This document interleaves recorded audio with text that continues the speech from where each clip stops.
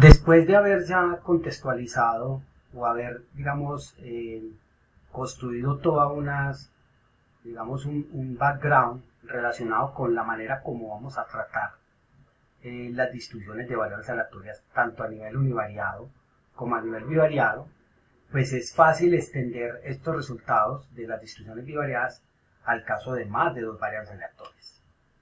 Ese tipo de trabajo metodológico o de trabajo más formal se puede, digamos, encontrar en un curso de análisis multivariado, en el cual ya se entra más en detalle sobre el estudio de las distribuciones de probabilidad multivariadas.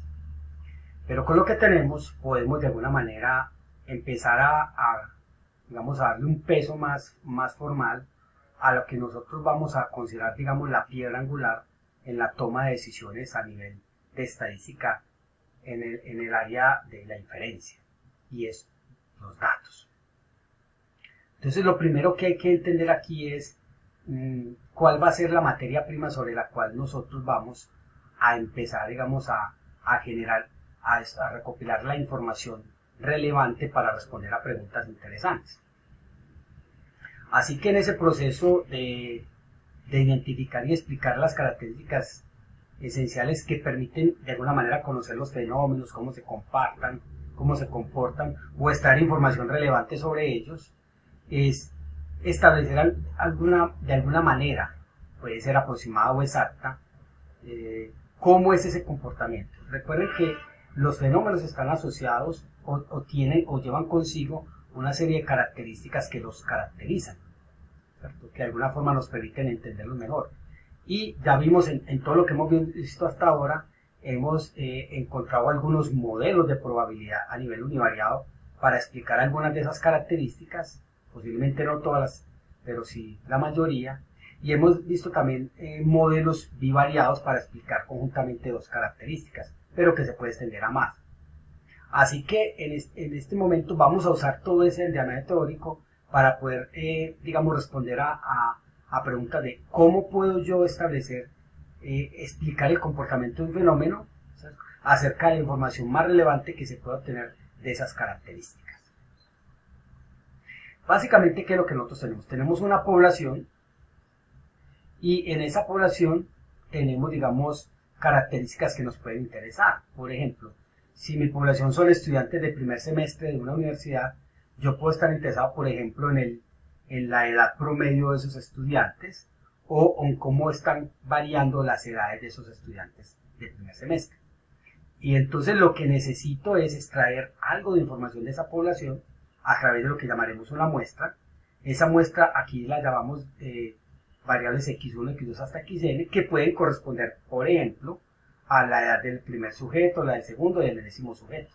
Y con esta información yo puedo derivar conocimiento, o con estos datos puedo derivar conocimiento. ¿Qué conocimiento? Los primeros conocimientos que podemos derivar son a nivel descriptivo, es decir, es la presentación de la información a nivel gráfico o a nivel de tablas.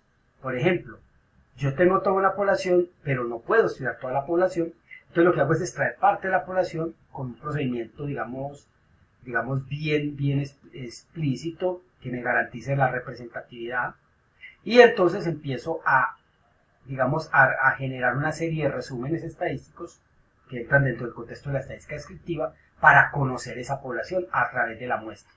Es decir, por ejemplo, puedo generar histogramas, puedo generar tablas, puedo generar postplot, puedo generar un montón de aspectos a nivel gráfico o a nivel de tablas o a nivel de medidas numéricas que me permiten entender mejor esa población en relación al fenómeno o a la pregunta de interés que yo quiero.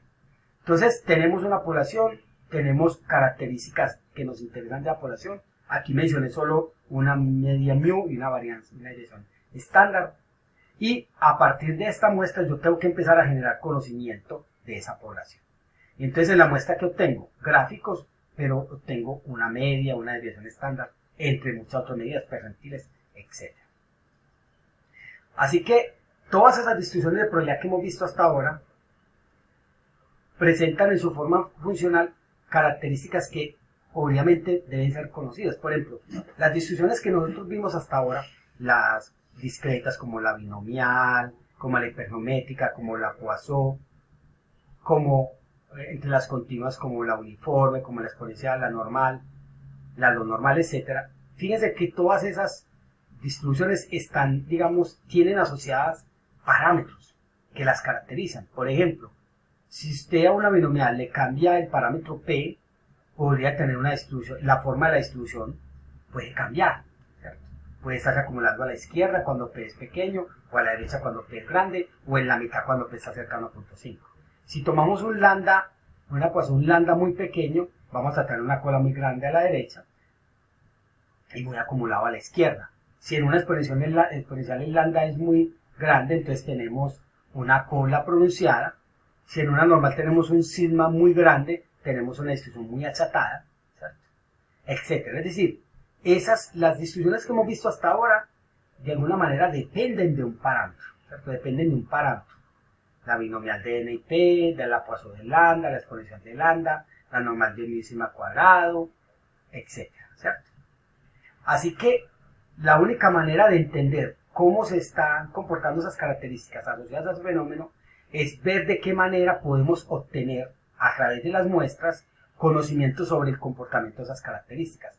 A veces por la forma como se definen, per se uno ya tiene una idea de un modelo probabilístico para esas características, pero hay veces que no, hay veces que necesita realizar gráficos para tener una idea, este histograma tiene una forma que se parece a una distribución que yo ya conozco.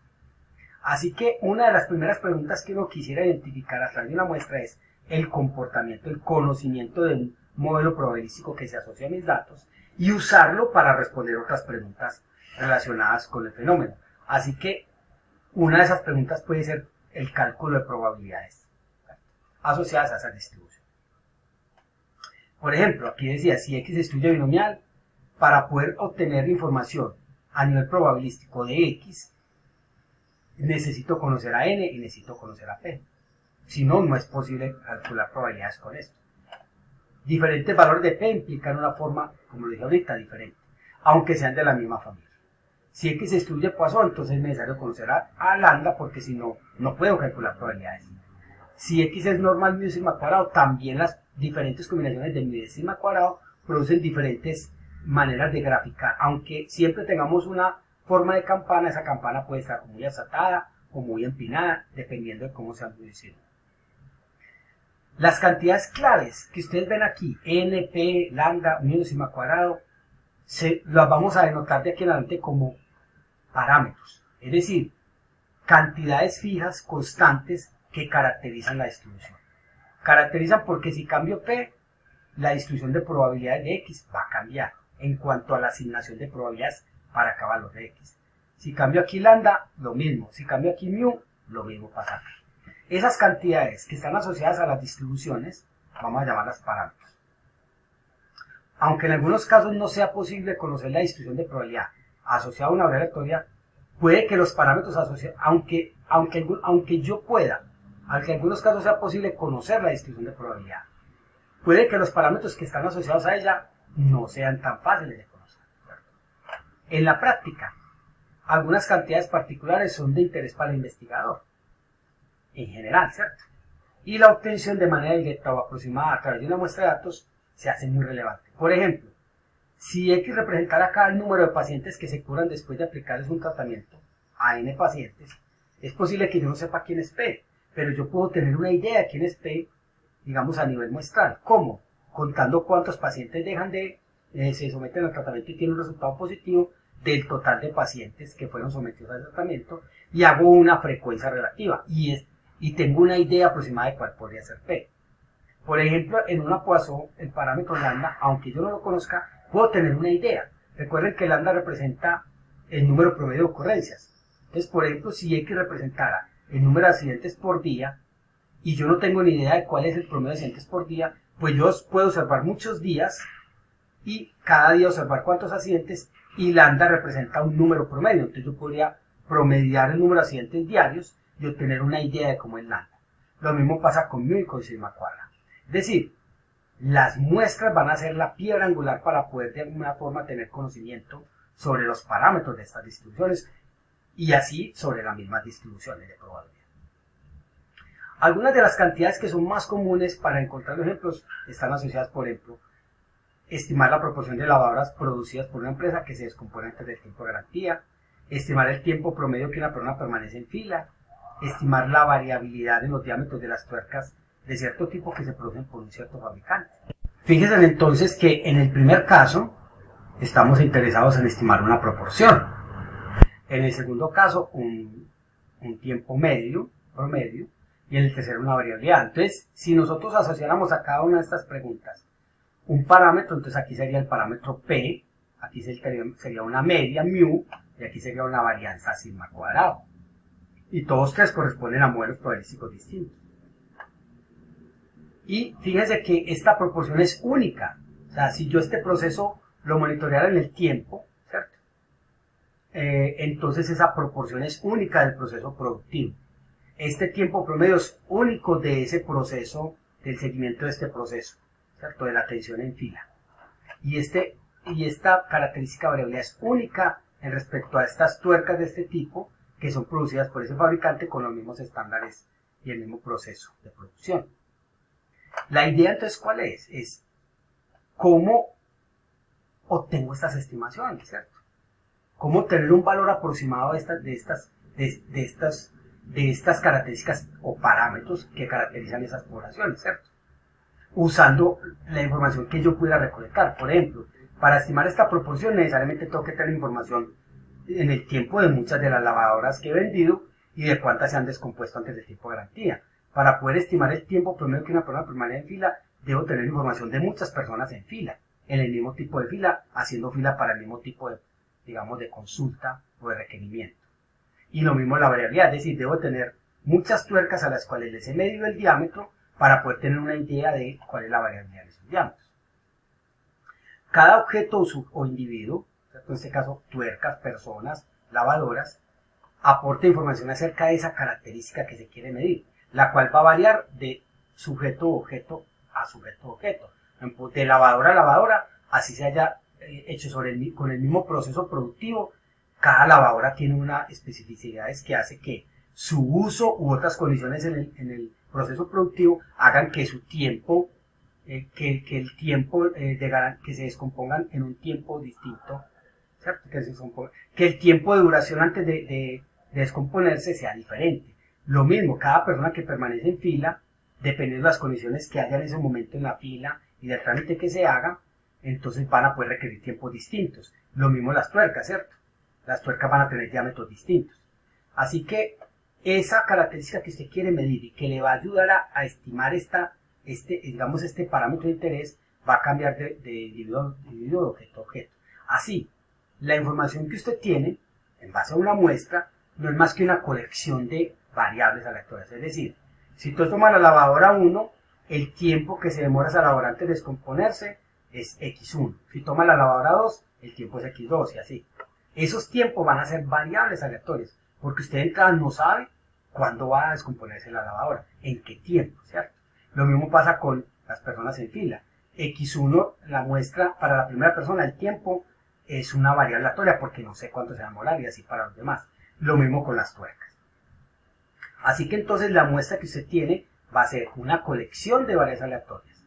Si además esas mediciones son independientes, como puede ser el caso acá para las lavadoras y las personas en fila y para las tuercas, porque son tuercas distintas, son personas distintas, son lavadoras distintas, entonces las variables involucradas, ¿cierto?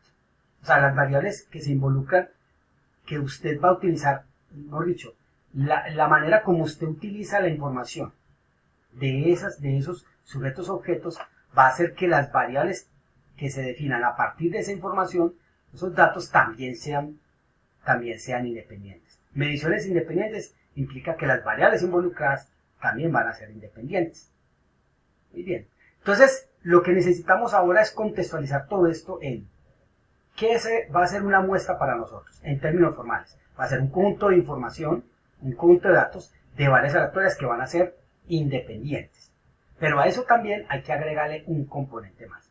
Entonces vamos a definir formalmente lo que vamos a utilizar como lo que llamaremos una muestra aleatoria.